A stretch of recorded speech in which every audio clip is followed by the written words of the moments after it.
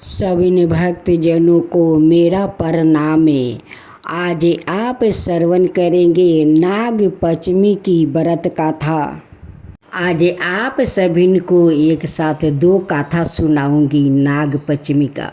एक राजा के 7 पुत्र थे। उन सबके विवाह हो चुका था।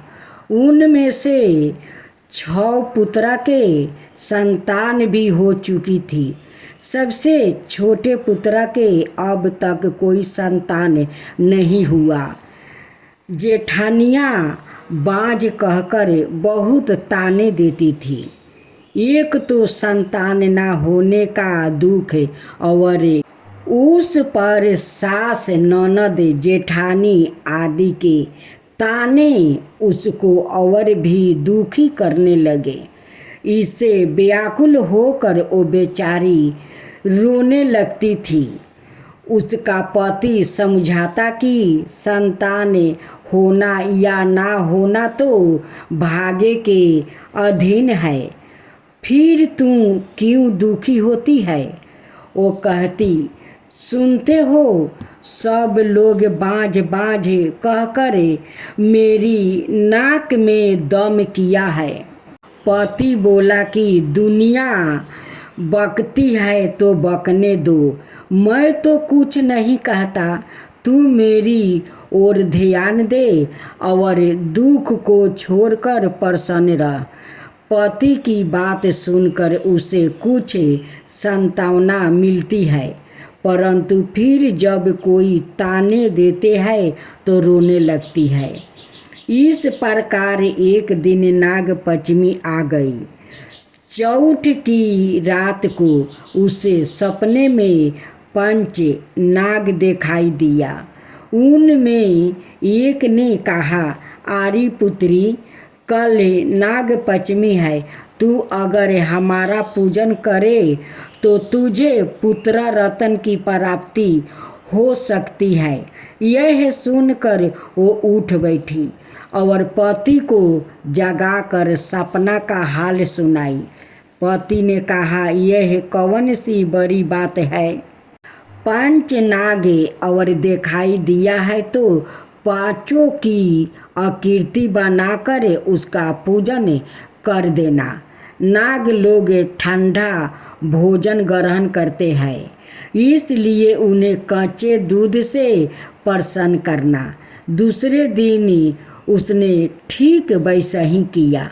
नागों के पूजन से उसे 9 मास के बाद सुंदर पुत्र की प्राप्ति हुई।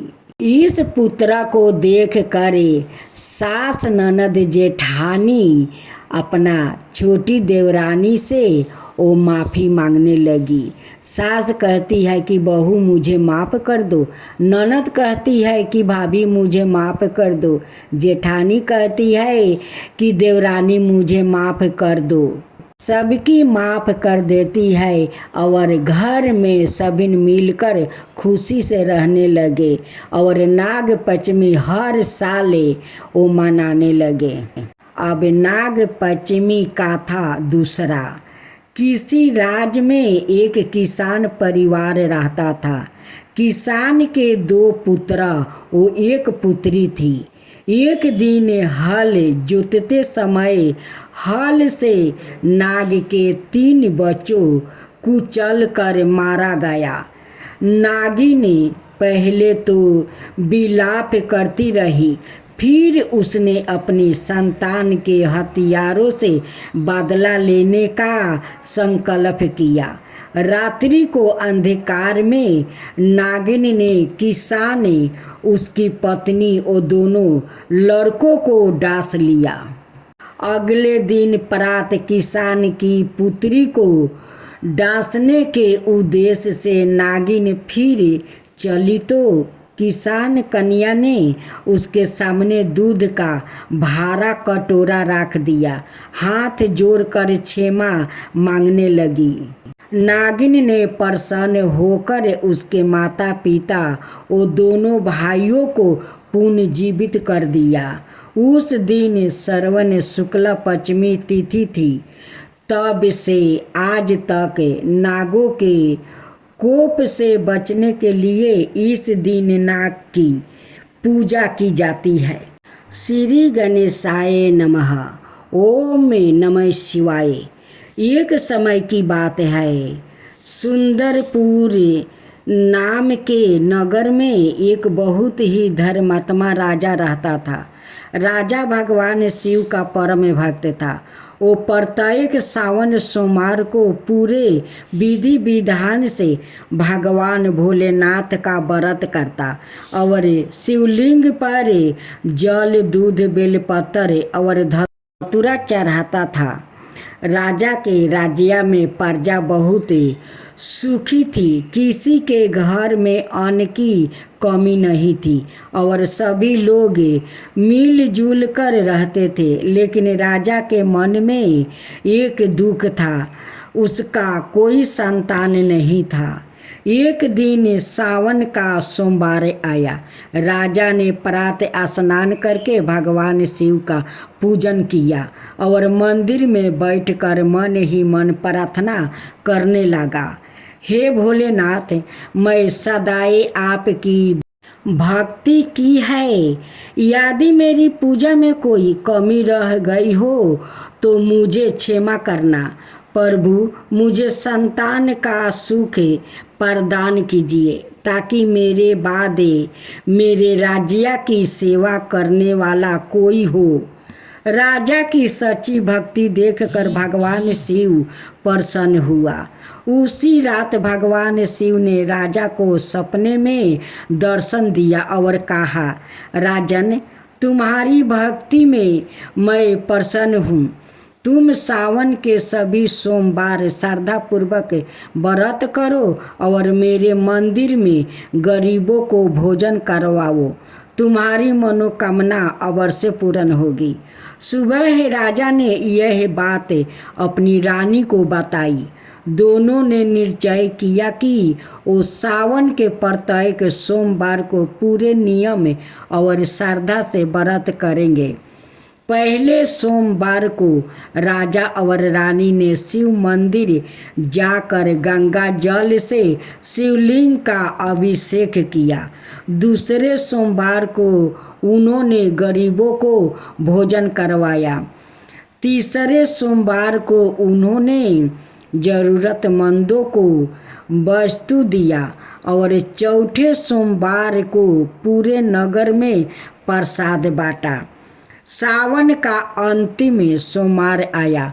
उस दिन राजा ने बड़े प्रेम से भगवान शिव का अभिषेक किया और बेलपत्र चढ़ाते हुए कहा, हे महादेव, मुझे धन नहीं चाहिए, राज्य नहीं चाहिए, बस आपके चरणों में मेरी श्रद्धा बनी रहे। राजा की निस्वार्थ भक्ति से भगवान शिव अत्यंत प्रसन्न हुआ। कुछ समय बाद रानी ने एक सुंदर पुत्र को जन्म दिया। राजा ने पुत्र का नाम शिववंश रखा। पूरे राज्य में खुशी मनाई गई। राजा समझ गया कि यह सब भगवान शिव की कृपा से हुआ है, लेकिन कथा यही समाप्त नहीं होती। कुछ वर्षों बाद एक बार राज्य में भयंकर अकाल पड़ा। वर्षा नहीं हुई, खेत सूखने लगा और प्रजा परेशान हो गई। राजा ने अपने मंत्रियों से कहा, सबसे पहले प्रजा के लिए अन्न की व्यवस्था करो। राजकोष में जो कुछ है वो जरूरतमंदों के लिए खोल दिया जाए। फिर राजा ने सावन सोमवार का व्रत रखा और भगवान शिव से प्रार्थना की, हे नीलकंठ, मेरी प्रजा आपके भरोसे है। यदि मुझसे कोई भूल हुई हो तो क्षमा करें। मेरी प्रजा पर कृपा कीजिए। राजा की प्रार्थना के बाद उसी रात आकाश में बादल घेर आया। अगले दिन खूब वर्षा हुई। खेतों खेत फिर से हरे भरे हो गया और प्रजा के चेहरों पर मुस्कान लौट आई। तब भगवान शिव ने आकाशवाणी की, जिस घर और जिस हृदय में श्रद्धा, सत्य, दया और भक्ति रहती है वहाँ मेरा आशीर्वाद सदाई रहता है। राजा ने जीवन भर सावन सोमवार का व्रत और भगवान शिव की भक्ति नहीं छोड़ी। उसके राज्य में हमेशा खुश शांति बनी रही। जो भक्त सावन सोमवार को श्रद्धा पूर्वक भगवान शिव का व्रत करता है, शिवलिंग पर जल और बेलपत्र चढ़ाता है और ज़रूरतमंदों की सहायता करता है, भगवान भोलेनाथ उसकी सच्ची कामना पूरा करते हैं। बोलिए भगवान भोलेनाथ की जय। हर हर महादेव। ओम नमः शिवाय। ओम नमः शिवाय। भगवान शिव जी की आरती। ओम जय शिवा ओमकारा, स्वामी जय शिवा ओमकारा। ब्रह्मा विष्णु सदा शिव अर्धंगिनी धारा। ओम जय शिवा ओमकारा।